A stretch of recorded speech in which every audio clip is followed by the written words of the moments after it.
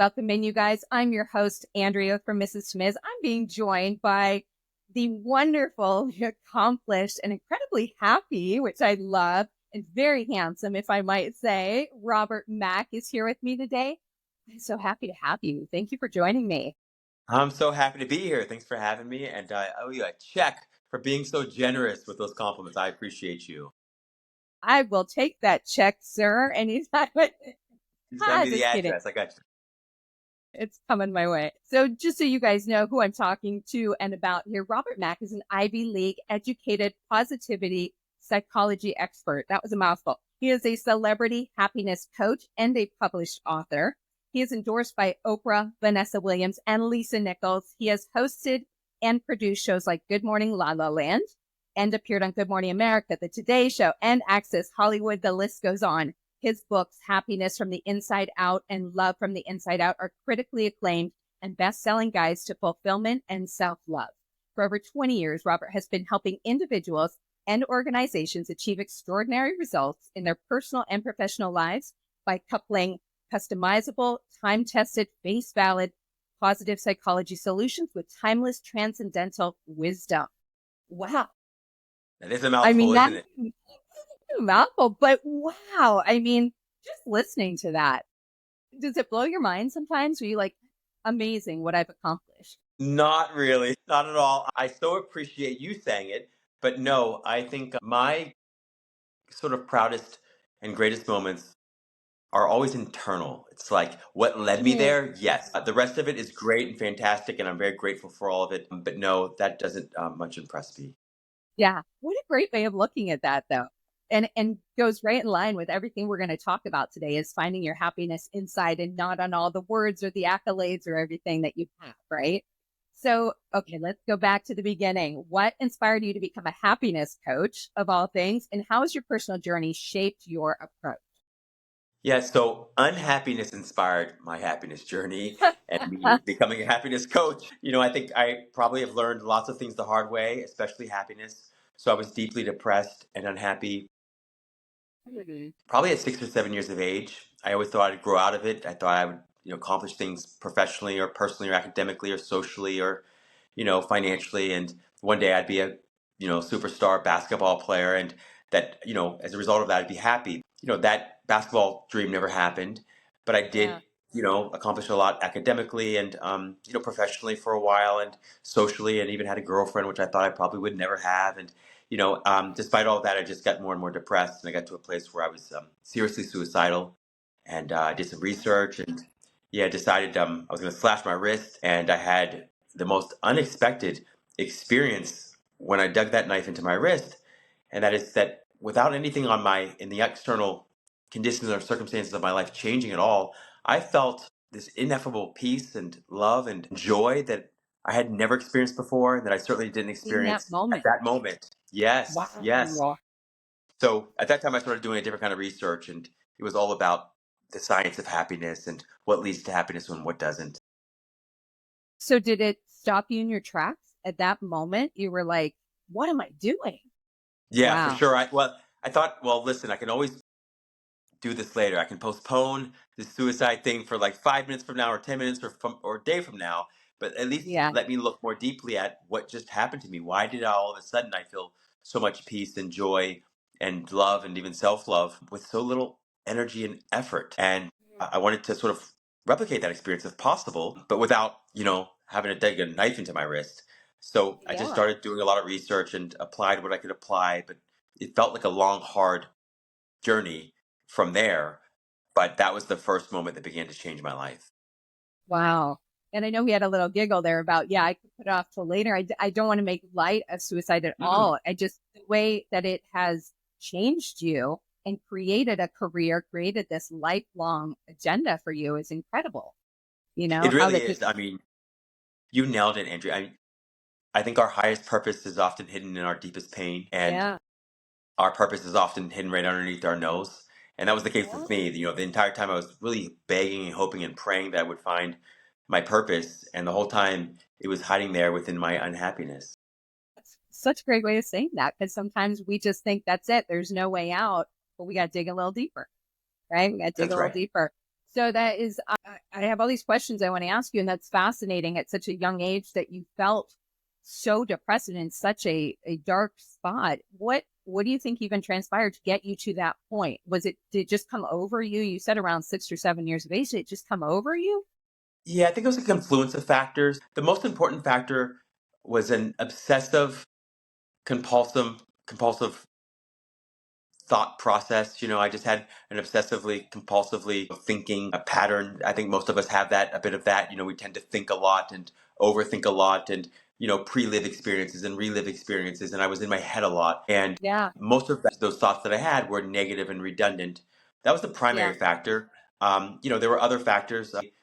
Also was a perfectionist. I also, very much believed that I could achieve things that would make me happier. And when I found out that wasn't my experience, that I would often achieve things, but I didn't feel happier, at least not in a lasting and meaningful and abiding way.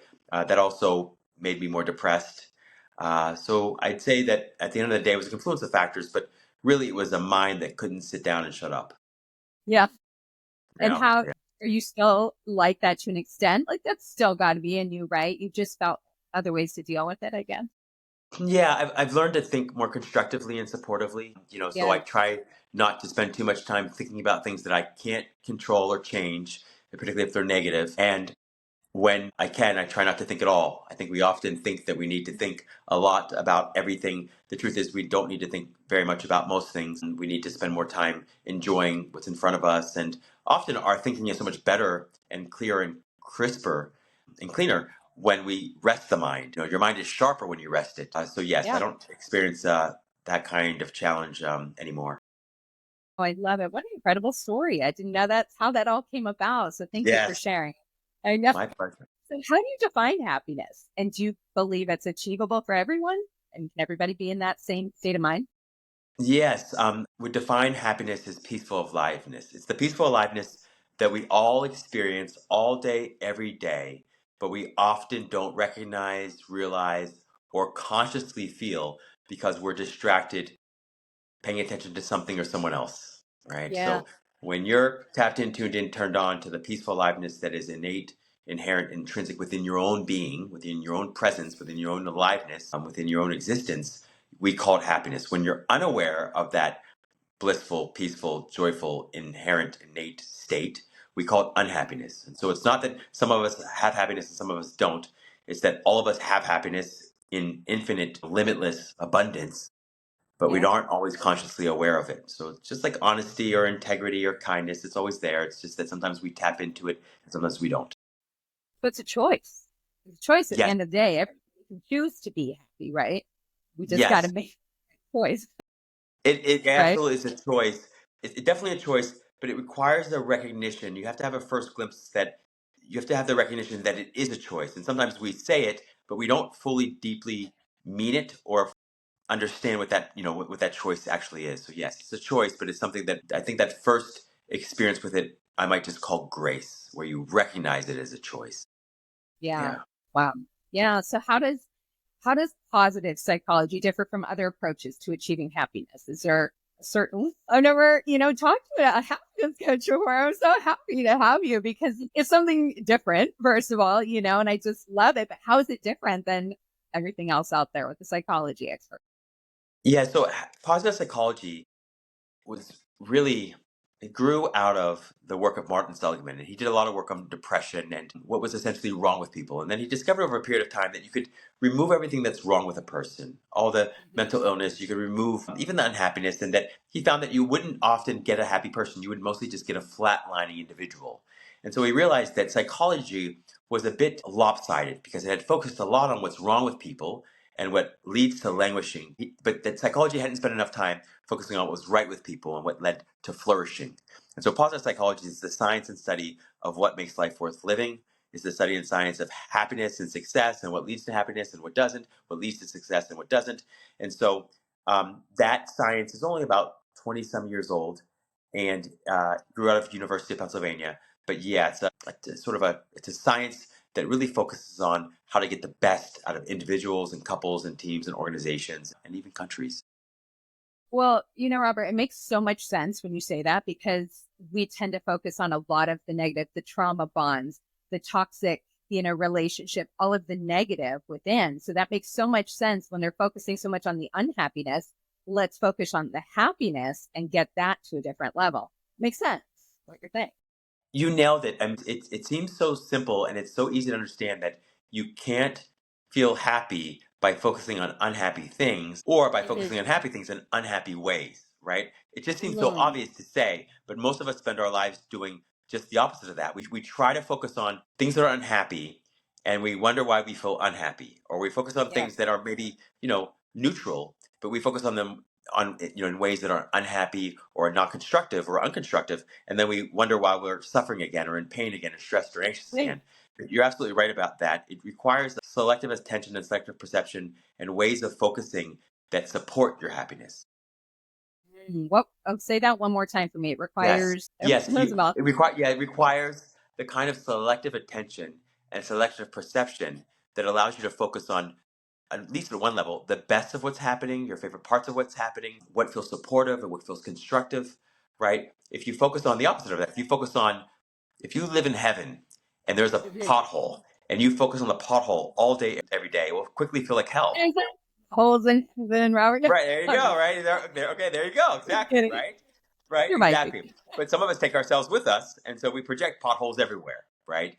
We used to call that the Tootsie Roll effect. So you're right. Is the pothole really out there, or is it within us? And the truth is that it's Yeah. often really almost exclusively within us in that way. Good night. So Yeah. yes, happiness requires a discipline of thought on one hand. Mhm. The deeper level, it requires no thought at all. I mean, it's that easy that you don't need to think Yeah. about it. In fact, most thinking most thinking leads you out of happiness, not into it. Into it. And is it a lot of work, a lot of hard work to get to that point where you're not thinking about it? I think on a It daily basis, we all think about everything, what's going to make me happy today. Get up from the moment we get up. I'm like, it's going to be a great day. I say it every morning when I get up and I'm looking for that happiness. How do you get to that point where you're just like, I'm just happy? yeah. Well, so to your point, yes, if you look for happiness, you won't find it because happiness doesn't have a look, right? Mm. Yeah, right. So happiness isn't what you look at; it's where you're looking from. It's always where you're looking from, right? It's what's doing the looking, not what's being looked at. And so that doesn't mean that we don't occasionally project that beauty or happiness onto other people, places, and things. But the truth is, it's you. You could say the beauty is in the eye of the beholder, and you could say happiness is in the beingness of the person or of the presence that you are. And so, yes, in the beginning of the journey, it feels very effortful, right? When you've spent decades practicing unhappy, unhealthy, unwanted thinking and thoughts and ways of looking at things, it can feel very effortful. But over time, as you practice, your brain gets rewired for it and it does it easily and automatically. And then you wonder how you missed it all along. So, yes, in the beginning, it's a little challenging. It just requires an investment of time, energy, and effort. But over time, in the end, it makes everything easy and it becomes easy itself. And I guess like a lot of the meditation is something that's very difficult to do at first, but the more you do it, I guess it's kind of everything. What is it, 28 days? And then you've got Yes, like, right, to make a that's habit right. or something. That's So right. if You you nailed just it. do it, right, you got to just keep it up. It's like everything. I mean, I put stickers around the house, that will say like, you are beautiful, you are smart, all of these things that I'm trying to, tell to myself. But if I'm not reading them every day, then it's just kind of forgotten. But I got to get to that point where it becomes a consistent thing. And the same You thing, I nailed think. it. You nailed it. It's prioritizing consistency over intensity. Lots of us try to build Rome in a day, but real Rome isn't built in a day. We try to become happy Yeah. in a day, and it's hard to become happy in a day. However, you can have happy moments. And in fact, even the unhappiest person has moments now and then when they're not focused on the unhappiness to a large enough extent that they feel a little bit of peace, a little bit of relief. And that Yeah. there should be encouragement that if you can do it even in a micro moment, you can do it again. Right. It's just rinse, wash, and repeat. Yeah. I love that. I love that. So I read that there's scientifically proven links between happiness, success, and health. How do you help people balance their external success with their inner fulfillment? That has got to be, a lot of us feel like if I just get to this point in my career, if I just am making this money, if I just have this car, this boat, I'll be happy. How do Yeah. we kind of balance that out with what's inside? Yeah, so the first thing is to see through this destination addiction that we all have, which sounds like if then. If I get Yeah. married, if I get divorced, if I have kids, if the kids grow up and leave the house, you just notice the ways in which we sort of postpone happiness into some future moment when everything is lined up and all our ducks are lined up in a row. But when you live enough life, you are able to see through that. So intelligence and awareness lets you see through the bad bill of goods that we're all sold around success, promising you or guaranteeing Mhm. you happiness, right? You can also Mhm. just look out into the world and see all the really rich and seemingly successful and popular people who are deeply miserable and often Yeah. suicidal to know that that's simply Yeah. not the case, right? So that's the Yeah. first step, is just awareness. Then the second step is prioritizing happiness above everything and everybody else. Sort of have an expression. It's not new. It's the one I came up with, but it's like if it's not fun and I can't make it Yeah. fun, I try not to do it. Right? I try to delegate it, or reduce, eliminate, Yeah. outsource, regulate, automate, or innovate it. So the idea is to get off my plate. So I'd say prioritizing happiness above all else, and then trying to only do things that are fun. And if you can't do that, trying to make the things that you are doing fun. And if you can't do that, of course, see if you can get somebody else or something else to do it for you. To do with the non-fun stuff. So, how does our relationship with ourselves influence our overall happiness? I mean, I think I know the answer to this. It's a very Yes, you important do. thing. Yeah, it's all about, gosh, I can't tell you how many different conversations I've had, whether it's with, therapists, relationship coaches, whatever it might be. And it all comes down to loving yourself and appreciating and knowing your worth. I assume it's kind of the same thing. That's the way to become happy, is be happy inside, right? Absolutely. I mean, at the end of the day, every relationship we have is really based on and sort of informed by the relationship we have with ourselves. When you're happy with yourself, you tend to be happy with everybody and everything and everywhere you go, right? It's so much easier, at Yeah. least. So when you're happy, Yeah. you're easier to get along with, and so are other people. When you're happy, Yeah. you're more creative and you're productive. You live longer, you're healthier. Everything seems to go a lot better for you when you're happy. So the way I often say it is, success doesn't lead to happiness. Okay, we know that. Happiness does lead to success. We know that statistically and scientifically. But also, happiness is the greatest success. So the reason that you want success is because you think you'll feel better for having it. If you didn't think you'd feel better for having it, you wouldn't want it. So happiness is the greatest success, but it also leads to success in all life domains. So health and relationships and longevity and finances. In all those ways, happiness prepaves a much more successful journey for you. Oh, I like that. That's so true. So, what role does gratitude play in achieving lasting happiness? And how can we incorporate that into our daily lives? Our gratitude, that's got to be a huge thing that's linked to happiness, I would think. Yeah, I'd say that at the end of the day, a lot of these terms and words are synonyms, right? Yeah. Gratitude is another word for love, right? When you're Yeah. grateful for something, it's because you love it. Love is another word for happiness. You feel tapped in, tuned in, turned on, happy all by yourself. We call it happiness. But when you take that happiness that you found within yourself and you share it with the world or with other people, we call it love. But it's the same energy. It's not two different energies, it's two different perceptions of the same energy. It's not two different coins. It's one coin, but two sides of the same coin.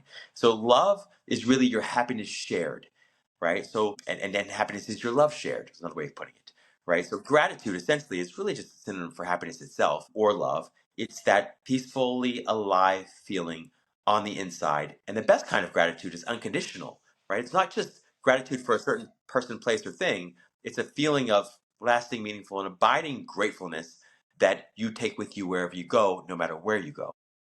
Wow. So, the way you're connecting gratitude, you're talking about synonyms and stuff. What's the connection between mindfulness and happiness? And how can we practice being more present? You talked about it earlier about being in the moment, and that's how you kind of get your head aligned and everything. So tell us a little bit about that, the connection between mindfulness and Yeah, so happiness. I think a lot of us have, at least I did, I had the wrong idea about mindfulness in the beginning. Mindfulness isn't being full of mind, it's not being full of thoughts. Mindfulness Okay. is being full of awareness, but empty of thoughts, right? It's full of Oh, awareness, but empty of thoughts. good So thoughts. there's a difference between being mindful and your mind being full. Very different, right? Okay. Your dog is happier than you because your mind, your dog's mind is not full, right? But they're mindful. They're present is another way to put it. I'd even call mindfulness mindlessness. Is probably Yeah. a more accurate term, right? So if you Yeah. notice, the more empty of thoughts and full of awareness you are, the more present you are, the more grateful you are, the more loving you are, the more lovable you feel, and the happier you are, right? Yeah. So again, we could talk about these all as synonyms. Often the semantics can become confusing sometimes, but the idea is the more present you are, the Mhm. happier you are, and the happier you are, the more loving. Yeah. No, that makes total sense. And I think it comes back to when you're saying your mind is less full, it comes back to just, you're just, I don't know how to say that. You just are Yes, happy. You know what I mean? You're not thinking about it. So it that's all, right. oh, That's right? you nailed it. I mean, that's such a beautiful way to put it. It really, really eloquent. Like that's exactly the idea that it's not that just that happiness is inside of us. It's that we Yeah. are happiness. Like when Yeah. you're not thinking and you're simply living in the moment and enjoying a beautiful sunset, a beautiful person, the silence, the stillness, and your mind isn't consumed with thoughts or thinking, you're already happiness and you feel it. And so you call yourself Yeah. happy. Right? Yeah. Yes. And that's why Yeah. we love sleep so much, right? We love sleep so much for the same reason because we're not lost in obsessive compulsive thinking. Very happy to sleep. You're right. You're right. So, okay. So you have worked with tons of different people on this and train people and learn different things. And so how does the pursuit of happiness have you found differs across different cultures, and what universal lessons have you observed, if any? Is it across Yeah, the board? it's a great question. There are some societies that are more sort of individualistic, and there are some that are more sort of like community oriented. And so that can play different roles, right? So here in the States, we're a very individualistic society. And so it's all about the American dream and making that happen. And that can actually make it somewhat difficult for some people to feel happy. And that's why we have a sort of pandemic of loneliness, right? To some extent. People are more connected technologically than ever, but feel more alone than ever, which is kind of mind blowing. But that can play either direction as well. Sometimes for Yeah. certain people, like introverts, they find it easier to be happier when they're alone, as opposed to. Yeah. So there are lots of ways. Also, politics sometimes. So if you look at a lot of European countries, some of the countries that have been ranked as the happiest countries in the world, they have sort of laws and regulations put in place that help to foster or cultivate a population of very happy people. Right? So when everybody's taxed at 50%, all of a sudden you don't choose a career based on how much money you're going to make because pretty much everybody's Yeah. at the end of the day making the same amount of money. You choose a career based on how much you love it, right? And so you don't have there what you have here, which is a lot of, let's say, doctors and lawyers who went into those professions, great professions, for primarily financial reasons, feeling deeply unhappy or depressed and later considering or contemplating suicide, right? Dentists too. So it's important to recognize the ways in which society and cultures can either support or get in the way of happiness. Yeah. So who is the happiest country? And who Oh my goodness. says that? Who's Yeah, it like, changes. a lot of happy people here. This is going to be the happiest country. Who says that? Yes, right. It changes a lot. Denmark's often at the top of the list. I've seen Costa Rica at the top of the list, Denmark. Norway, a lot of Scandinavian countries, believe it or not. United Yeah. States is surprisingly very low on the list, all things considered. But if we step Yeah. back and look at it more closely, we can, understand why that might be the case. Yeah. I think it's exactly what you said. There's so many different levels, and what means happiness to each person is so different. Plus, I mean, social media, it's crazy. And I was going to ask even about like during the pandemic. Let me just say that again. During the pandemic, what was that like? I mean, did your business skyrocket during that time because there was so many unhappy people? Yes, Andrew, that's such a great question. At first, it quieted down as people were sort of Yeah. grappling with and struggling with what was happening, and most of us thought it was going to be temporary, right? And then all of a sudden, the demand, yeah, went through the roof, which was, actually quite unsettling, right? Because in most of us in this space, I don't know how you felt, but most of us helping professionals were both saddened by that and also worn out by it, burned out by it, right? The compassion fatigue, Yeah. trying to support so many people so consistently can be exhausting, especially for those folks that are new to it or those folks that have been doing it for a long time for that matter. So yeah, what's interesting though to that point is, I recently saw a study and it said not only yes, during COVID and the pandemic, stress levels were extraordinarily high, higher than we had seen probably ever. But Yeah. during this election cycle, they were even higher, believe it or not. Yes. Really? So yeah, and I have seen an uptick in folks, seeking counseling and therapy and coaching because of the stress Totally. and anxiety they're feeling around all of it. Both, no matter where you fall politically. Yeah. Yeah, that just must have been such a tough time. I remember I had moved to California right before a month before the pandemic started. And, I know, didn't see that coming, of course, and single. And, I'm in an apartment, don't know anybody. And then this happens. And like you said, everybody's thinking it's temporary. I'm like, yeah, we'll give it like a week and we'll be back wherever we want to be. Yeah. And man, and that just took a toll. All of a sudden, you're like, ooh, I can't really talk to people I want to talk to. I can't meet anybody new. I can't go on a date. I can't be around friends. It was just such a Yep. crazy time. My heart really goes out for you. That was an especially difficult time to move to Sure. California, or move anywhere for that matter. And also, boy, it sounded like you were able to navigate that. You came out on the other side. How did you do that? Oh, I mean, this is a couple of years in the making. Yeah. Robert. Yeah. Yeah. I was Yeah. smiling like this for a while. No, I just tried to make the best of it and just like everybody was kind of trying to learn to do a few new things, find some new habits and make the best of the ones that we had, have a lot more movies and hanging out at least with my family, my kids was actually great, and then I tried to like sneakily have like a date here and there to meet somebody, but we would sit like the 6 feet apart. And then after a while, you're like, all right, this isn't, going to work. I was like pushing for something. Yes. But yeah, and that went on way longer than anybody could have ever anticipated. Yeah, That's really right. tough. And you nailed it. And, of course, like, the lockdown in Los Angeles, especially, but California in general, was a lot Yeah. more, stringent and strict Yeah. than it was a lot of other places. Like, here in Yeah. Miami, it was a different story. So yes, I'm glad that you got through it, but it was a very challenging time. But that Yeah. should also encourage even those of us who feel least resilient, that we're all a lot more resilient than we might realize or recognize. Yeah. And we got through it, and then you come out on the other side. And I think you are so much more appreciative. I think all of us came out of that going, wow, I am just so grateful to be outside and to be able to hang with my friends and to do different things and create that happiness again. Because we were all, and, I like to look at it as a lesson. Everything is a lesson, right? Maybe that was just God going, hey, you guys are going to be right here and I'm going to bring this all back around again and appreciate, the little things in life instead of all the big things we're also worried about. Who That's such a knows? great point. To your point there, lots of research on that actually that supports what you said there. Very insightful comment. Most of us, when we think about something very tough happening, Mhm. being paralyzed, a major accident, a major loss, of course, when you think about that, nobody wants that, and we don't want that for anyone No. else either. What the research bears out is something a little different.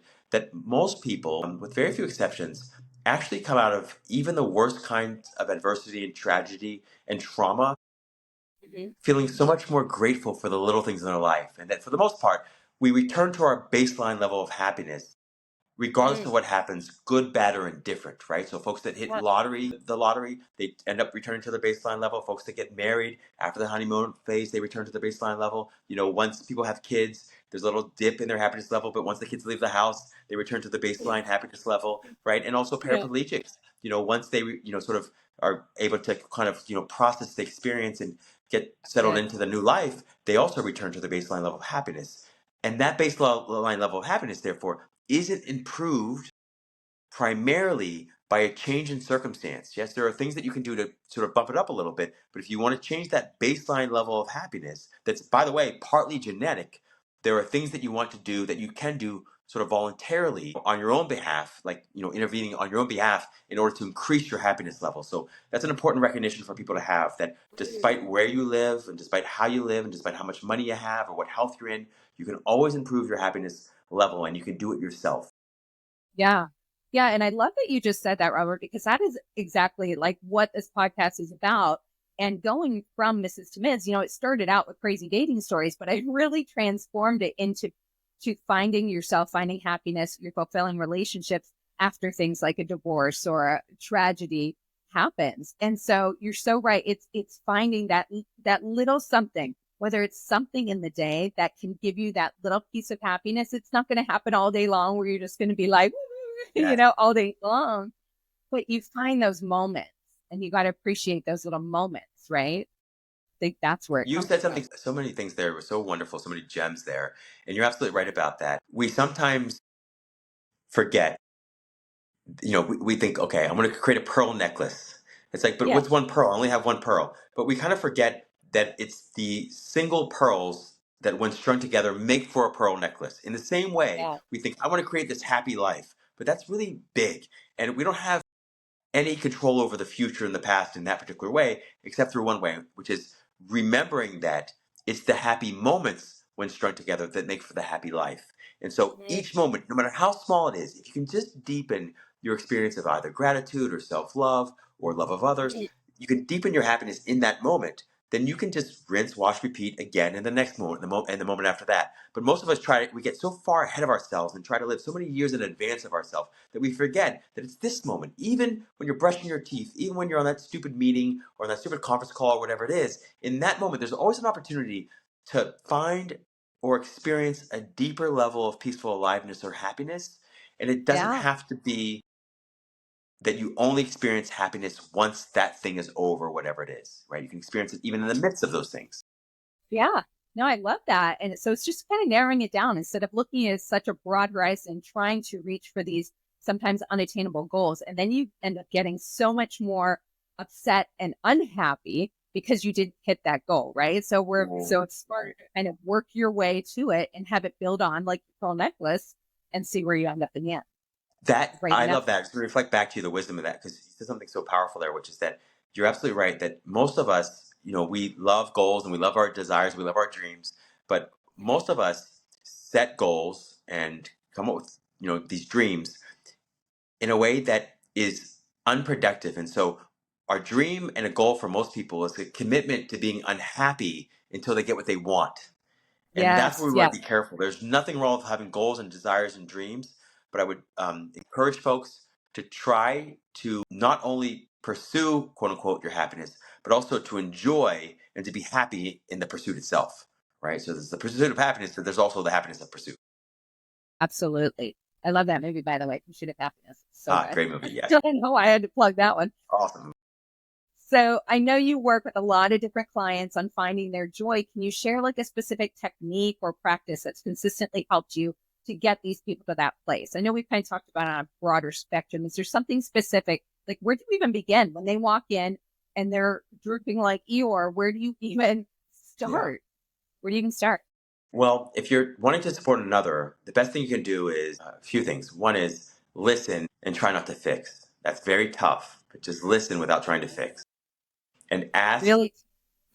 Yes, it can be very tough. You want to jump in there and you want to preach to them and you want to lecture them and you want to even encourage them, but that's not always the right time to do it. Just listen at first and try not to fix, and then validate, normalize, and empathize. Top of most importance. And then you can kind of assess whether or not they're ready to hear more or lean in harder, right? Mm. If you're not sure about where they are in terms of their change readiness, you can always ask them a simple question like, would you most like to be helped, hugged, or simply listened to, right, is the idea, right? Or would you like me to help problem solve, right? So, sometimes just assessing where they are, like what would be most helpful. So that's if you're trying to support another person. Yeah. If you're trying to support yourself, there's sort of like four steps that I sort of simplified in terms of increasing your happiness. First is identifying your happiness islands. These are activities that you love for their own sake, and just trying to Mhm. schedule those more into your life. The opposite of those are happiness deserts. Those are activities you do not like for their own sake, that you only like because of what they get you. Try to schedule those out of your life by delegating or outsourcing, What would reducing, be an eliminating. example of that? What would be a happiness Taxes, study? taxes probably for most people, the paying bills, sometimes raising kids for certain people, sometimes, probably not all forms of exercise, but lots of forms of exercise for lots of people. Some people don't like cardio. Some people don't like no weights, Wow. but trying to find something that does work for you. Yeah. So Yeah. that's the first step. It's finding or spending more time um, and scheduling into your life happiness islands and scheduling out of your life happiness deserts. So we'll call that happiness as happy actions, for instance. So the second Okay. step is right is that doing the same thing with people. You identify the people who nourish you, uplift you, support you. At least if they're not happy, they sort of aspire to be happy, and spending more time with those people. And then spending as little time as humanly possible with people who have no interest in their own happiness or your happiness. We call those energy vampires.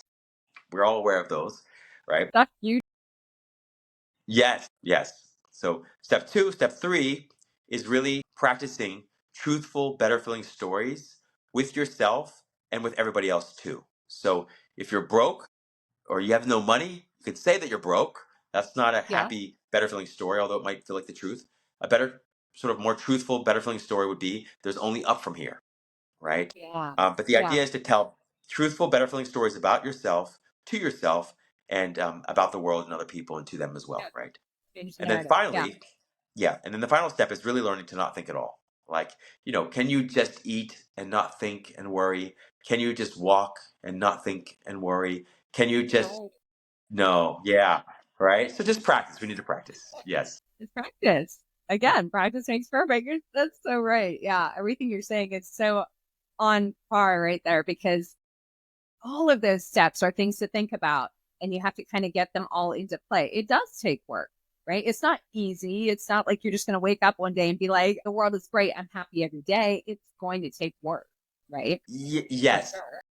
And the way I sometimes put it though, because I don't want people to feel demoralized by it.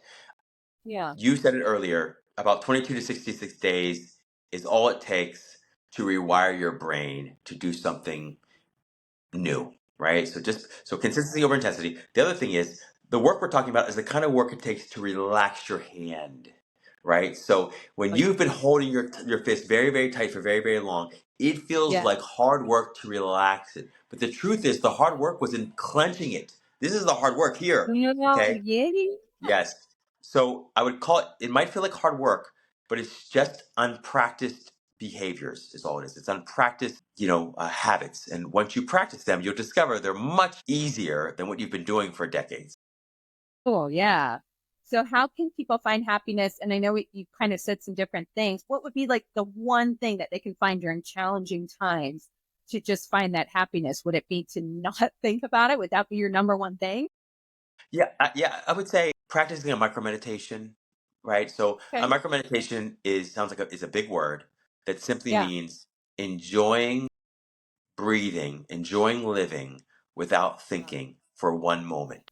So we're sitting here right now, and there's 1,000 things we could be doing, we should be doing, quote unquote, that we could be worrying about, complaining about, and yet in this very moment, if it was a true emergency, we'd already be off running to the hospital or wherever it is. So right now, in this moment, it's recognizing that ideally, you and I, Andrea, we have 100 years left in these beautiful human flesh costumes, but Yes. also maybe we only have a day or an hour. And so we're going to try to Yeah. take a 1 moment vacation where we let all our thoughts go and we try to juice this one moment, this one breath for as much joy as we can possibly be getting out of it. We're going to try to milk it for all it's worth for just one moment, one breath. So you just breathe in and out. Please. And if thoughts come, you just simply dismiss them, ignore them. You don't need to feed them. So if you could just practice that, that's be the one master key. If that's all you did, you'd be surprised that in about a month or two of doing it consistently every single day, you would live a much less stressful, anxious, unhappy life. I'm going to do that. I'm going to start today. No, I'm going to test myself because I'm going to come back to you in 30 days and I'm going to let you know where I'm at with that. I'm I really love am. that. I'm going to try that because I'd love to, really put things into perspective for myself and to actually walk the walk with you. If I'm going to sit on here and talk about getting happy, I'm going to get happy. I mean, I'm pretty happy for the most part, Seem but very happy. very happy. I mean, look at me right now. I'm getting to talk to you. How great is this? I love doing this podcast. I love helping people. I love bringing people on that can give them hope. I love all of that. So I'm pretty happy with that. Could I be happier? Sure. Sure. I could Yeah, be not single. That that would would be help, happy. huh?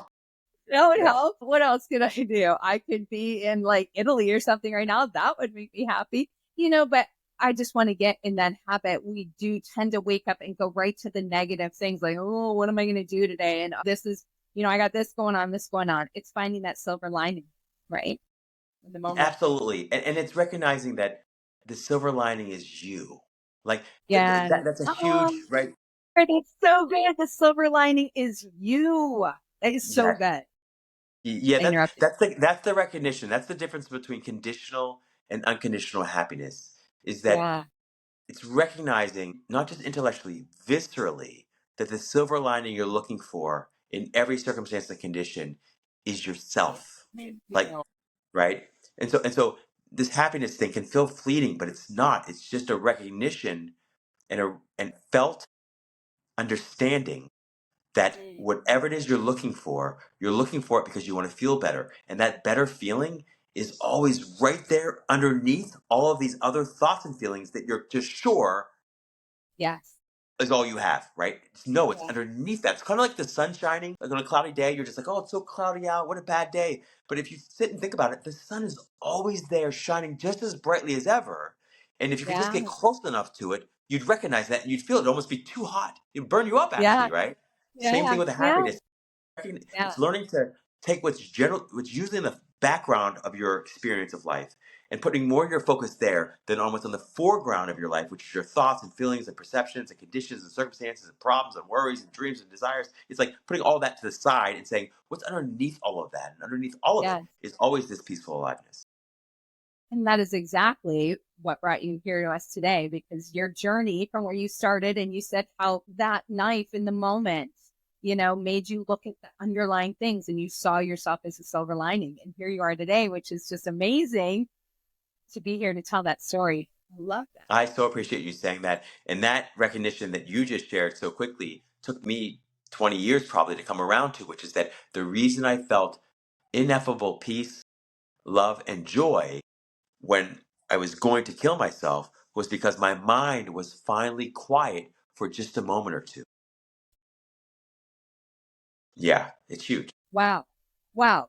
Compelling. I love all of this that you had to say. This is such a great interview with you, because you just, you speak with such wisdom, and just, I can feel it resonating out of you, that you live what you're preaching to everybody else. And I love that. Really, Oh, I really so cool. appreciate that. That you made my day, and also it takes light to recognize the light. So you could Oh, only say that and reflect that back to me if you were that. So thank that's right. And you appreciate that more than me telling you how cute you are. I mean, you. I I will can't wait receive for you to that go too. out to the movie together and be like, ooh, I will receive all of you it. know I'm smiling today.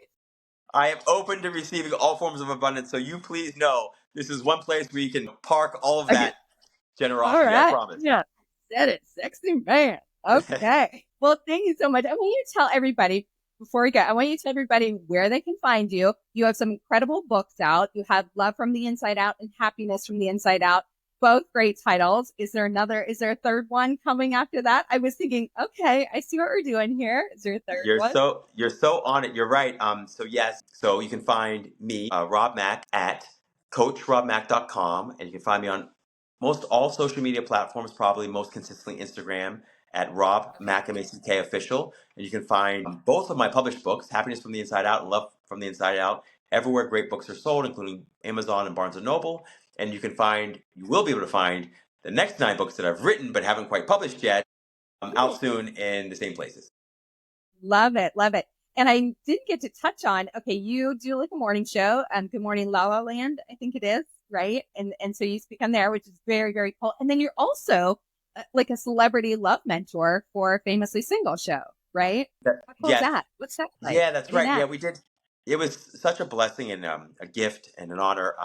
Did Famously Single on E for 2 seasons. That was fantastic, a ton of fun. Yeah. And then did a show on OWN called Mind Your Business. I worked as a consulting producer and on-camera expert. And then did a show for a few years called Good Morning La La Land. It was a morning show, an Oh, inspirational yeah. show. You would have been a fantastic guest on that show. Would have loved to have you.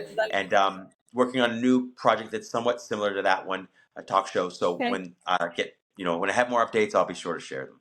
Hit me up when you get Yes. there, Rob. I'd love that. Before you go, I'd love to play a little game called From Mrs. to Ms. Would you rather? 10 easy questions. Just would you rather do this or that? You ready? Here we Yep. go. Number one, would you rather help someone find happiness in their love life or ignite passion in their career? Love life. Love life. That's where it's at, right? Because I think that's where it starts, and that's how the career comes from there, I think often. Mm. Number 2, would you rather coach a couple to rediscover the spark in their relationship or guide a single person to fall madly in love with themselves? The latter, help a single person fall madly in love with Like themselves because that will some, lead to the former. Yes. I love it.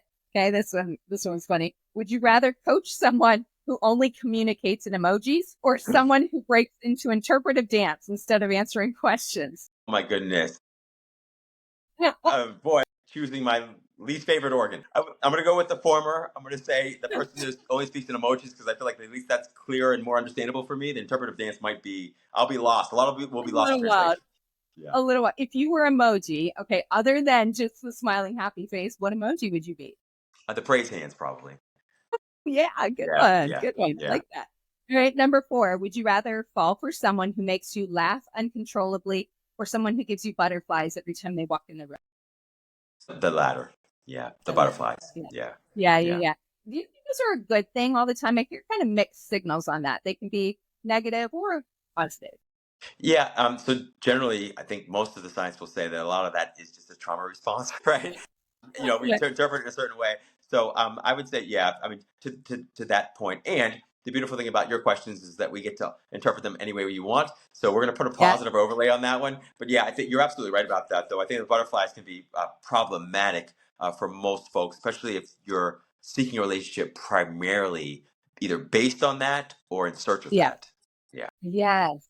But Yes. how fun is butterflies? There's nothing like it.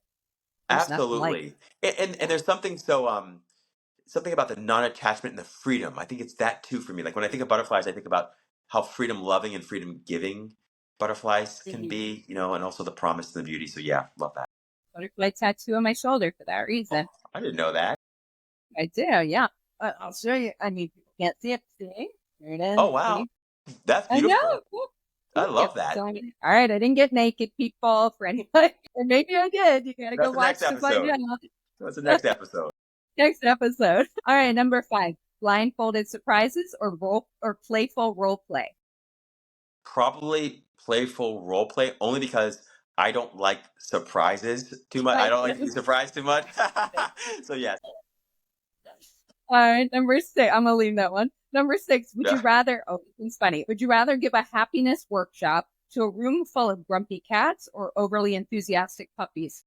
Oh, the puppies by far, by sure. Oh my gosh, yeah, all day. There's nothing worse than trying to deliver a workshop to people or cats who don't want to be there. Yeah, Yeah. exactly. Number 7. Trying new positions or mastering the old ones. Oh, trying new. Yeah, baby. I like it. I like it. Yeah. Look at your Number questions. You 8. got great questions here. I'm getting you. I'm just trying to dig deep here, figure you out a little, you know? Number 8, would you rather have a deep, vulnerable, heart to heart conversation by candlelight or share a steamy moment that says everything without words? I think the heart to heart communication by candlelight conversation. Yeah. I think my one of my love. Well, it's tough. That's a tough, such a good question. One of my chief love languages is words of affirmation. Yeah. It's also You physical touch. need, yeah. Yes. You kind of need that verbal. I like it. Okay. Number 9, would you rather have the power to make someone instantly happy with a single touch or seduce them into joy with just your words? Again, you might be, oh, that's Yeah. both. You words of affirmation or physical touch. Right. Boy, I'd say the highest teaching is silent transmission. So we're gonna go with Yeah. that one. Yeah. I think that, yeah, so words are powerful, but from the place from which words come from must be even that much more powerful. So I'm gonna say, yeah, just a single touch. Ooh, ooh, I like it. All right, last question. Would you rather be remembered as the Cupid of happiness or the Casanova of contentment? Oh wow, that's hilarious. I think the Casanova of contentment, Of only because content. the other one just conjures up images of me being a tiny little baby in my head, and I feel like it's not particularly attractive. It's not so interesting. To differ. Oh, you're sweet. I love Appreciate it. you. Playing with me, that was a lot of fun. I always find out that's where I find out the most information about people. Sometimes when they're kind of just subdued and quiet, and then I'm like, playful Yeah. role play, and they're like, yeah, I'd like that. And I'm like, I love it. I'm all over it. That's a great. I love playing with you. It's so much fun. that's a soundbite right there. All right. Well, thank you for Thank you for joining me today. I loved having you. You are such a great person to interview and great conversationalist. So thank you. I love your smile and your happiness. Just brings joy. I appreciate that. My So good. pleasure and privilege and honor. Thank you so much, Annie. I really do appreciate you. It's been so much fun. Thank you. Thank you. I'll put all of your information in the show notes for the listeners out there. And for you guys listening, please listen to this episode. Go check it out on YouTube. It's a wonderful, wonderful video. And you can find me on any major streaming platform. And you can email me with any questions at info@frommisstomiz.net. We'll see you guys next week. You have a great one. Bye.